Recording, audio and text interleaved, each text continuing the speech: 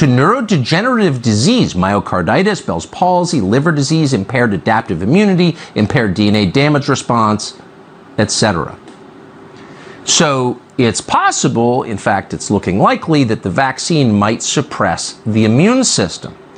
This fact, the authors concluded, will, quote, have a wide range of consequences, not the least of which include the reactivation of latent viral infections and the reduced ability to effectively combat future infections, end quote.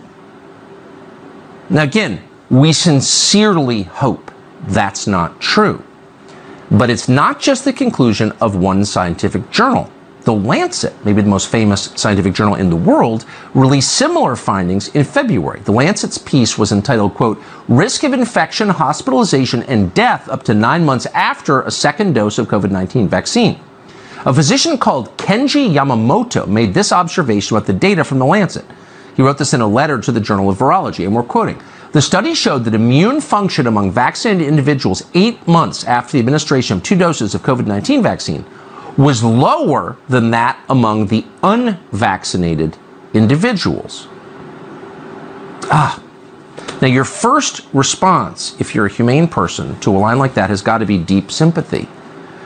Because people were misled, they were forced. Medical ethics thrown out the window. People were forced to take medicine they didn't want. And some of them may have been hurt by it. And you don't have to take this man's word for it. Pull up the Lancet study yourself. You won't find anything of the text of the article saying what Kenji Yamamoto said, which is weird. Why would the Lancet want to hide a major finding like that? We can't say. But if you look at table 3 in the piece, here's what you'll find buried in the data.